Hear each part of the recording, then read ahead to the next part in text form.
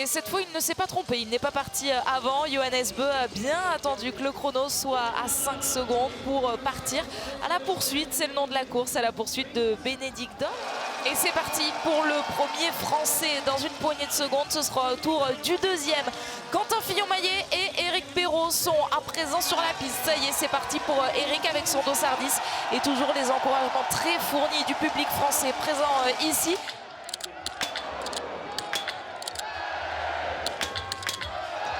Bénédicte Doll va y aller sur cet anneau de pénalité. Et Johannes Bö va donc prendre la tête seul cette fois de cette course. Très très malin pour l'instant Johannes qui a laissé l'Allemand s'auto-éliminer. Il l'a laissé faire dans le premier tour. Il l'a laissé engager plus vite au niveau de son tir. Lui il est resté prudent. Et là par contre maintenant il va pouvoir commencer à faire parler la poudre puisqu'il est seul en tête. Allez, Quentin Fillon-Maillet avec son dossard 8 s'installe à l'instant alors qu'il y a des erreurs devant, peut-être l'occasion de grappiller quelques places. Philippe Navrat va aller sur l'anneau de pénalité. Malheureusement, ce n'est pas le cas de Johannes Kuhn ni de Sturla Lægreid qui vont bien conserver de l'avance sur Quentin Fillon-Maillet qui en plus passe à côté de sa première balle.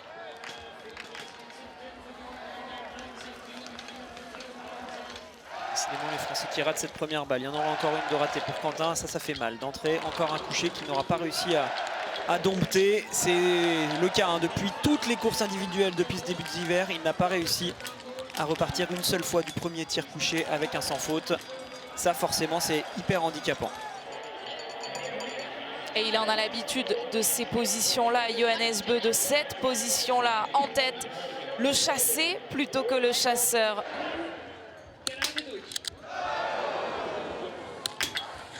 La tendance droite était présente déjà avant cette quatrième balle qui ne pouvait que s'échapper du canon de Johannes Bö. C'est ça, il en avait déjà une qui était limite bord droit. Alors il va pouvoir quand même ressortir en tête parce qu'il avait beaucoup d'avance. Bon là c'est sûr que du coup il sortira en tête et il va en plus reprendre de la main sur Bénédicte Doll. Allez, ça peut s'ouvrir là pour Sturla. Philippe Navrat qui arrive, Kuhn également. Et là, attention, encore beaucoup de Norvégiens qui vont s'installer, mais tout cela peuvent ressortir devant Bénédicte Doll.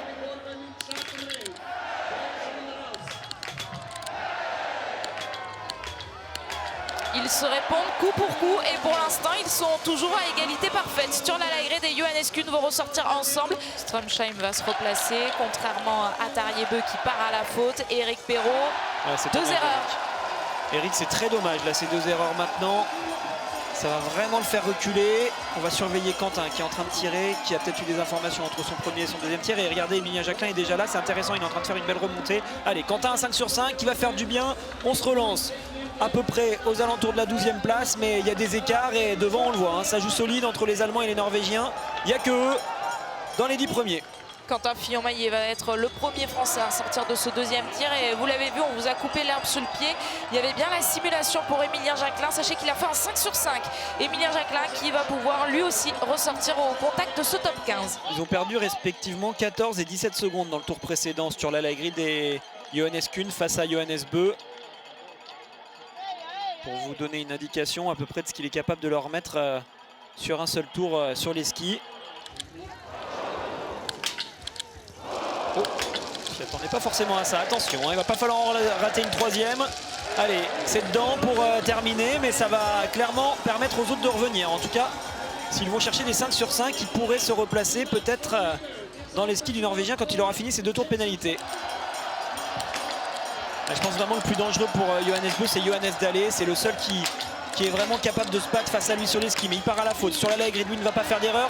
Mais on le sait, il est moins fort côté piste en ce moment que son compatriote qui doit être en train de se dépêcher de terminer notre pénalité. Il y aura 2 tours. Donc pour Dahle, c'est un autre Norvégien qui pourra en profiter avec Strømstein. Regardez, il est juste là. Johannes, il va vraiment ressortir à rien du tout de la Lægreid. Et il va y avoir un podium pour l'instant 100% norvégien avec Strømsheim qui va ressortir en 3e position. Vetle Christiansen qui va pouvoir leur emboîter le pas. Il y a des erreurs un petit peu partout. L'occasion pour Quentin Fillon-Maillet et Emilien Jacquelin qui va arriver de se replacer. Une nouvelle erreur pour Quentin. Frustrante celle-là parce que là c'était le tour où on pouvait se replacer. Allez, on va suivre le tir d'Emilien qui commence mal, peut-être Éric. Ah, il fait des dégâts, il fait de gros dégâts ce premier tir debout.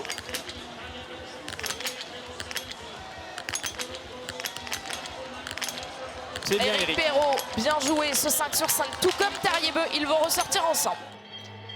Je pense que Johannes est en train de faire une erreur là dans ce tour. Il était rapide, je n'arrête pas de le répéter. Mais en se mettant derrière sur la light red, eh ben, il permet à ceux qui sont derrière de revenir parce qu'ils vont plus vite que Sturla. Alors oui, il en garde pour le dernier tour, ok. Mais s'il laisse rentrer Stromsheim, s'il laisse rentrer Christiansen, ça va se jouer à 4 au lieu de se jouer à 2. Et Stromsheim, regardez, il est carrément revenu. Hein. Stromsheim, il était à 13 secondes à la sortie du tir. Désormais, il est à 4 secondes. Il va engager.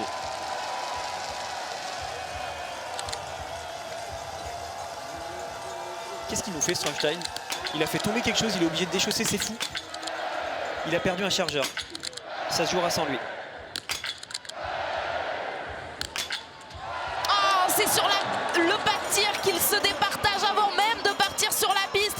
Johannes Bö a mis cette dernière balle, il a mis sous pression sur la Laegren. C'était un dernier tir incroyable, on a même eu du mal à le commenter sur la Laegren face sur la note pénalité. Johannes Bö ressort tout seul. Stromsheim est en train de faire une énorme performance parce que malgré cette mésaventure, le podium lui tend les bras. Il nous perd un chargeur dans la fosse, il est obligé de déchausser pour l'attraper.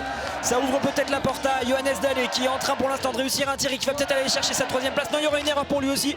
Stromsheim va pouvoir en profiter et Johannes Bö, stratégie payante de rester dans les skis, de s'économiser, d'arriver plus frais sur le tir, de faire la différence avec un 5 sur 5. Il n'aura pas besoin de se battre sur les skis face à la Laegren. Et Quentin Fillon-Maillet qui réussit très bien ce tout dernier tir. Quentin Fillon-Maillet, le 5 sur 5 qui va lui permettre de trouver une très belle place sur la ligne d'arrivée, peut-être même une cérémonie des fleurs pour la victoire. Oui, ce sera pour Johannes Bö, mais cette deuxième place, est-ce que sur la Laegren va réussir à la tenir? Non, je pense pas. Ça va trop vite là. Stromstein, il a du feu dans les jambes, mais c'était ça aussi sur ce dernier tir qui était complètement dingue, de le voir lui déchausser à 4 pattes en train de ramasser un truc dans la fosse. Et réussir le 4 sur 5 quand même quoi. Et cette arrivée magnifique de Johannes Bö dans la lumière avec le soleil qui est en train de se coucher sur ce site de Lenzerheide. Et la victoire sur la poursuite pour Johannes Bö après être passé tout près à 5 secondes de la victoire sur le sprint. Il a remis les pendules à l'heure et après avoir remporté la poursuite déjà la semaine dernière sur Orpfilzen, il s'offre une nouvelle victoire sur ce format à 4 tirs. Ça tombe bien, il y en aura un demain sur la Mastart pour Johannes Bö. Ce sera un triplé norvégien et comme vous le pressentiez Alexis, ce sera bien un triplé norvégien dans cet ordre-là. Johannes Bö 1, 2, Endre Stromsheim, tout premier podium de sa carrière, meilleure performance et la rage de vaincre au moment où il a passé la ligne d'arrivée, la rage de vaincre Sturla Laegren, aujourd'hui 3e. Un Français dans la cérémonie des fleurs, Quentin Fillon-Maillet vient chercher la dernière place vacante.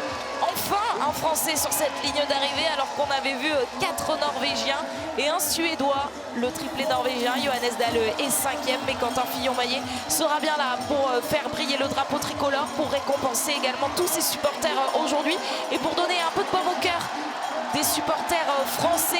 Juste au bord de ce top 10, il y a Eric Perrault en 11e position. Johannes Bö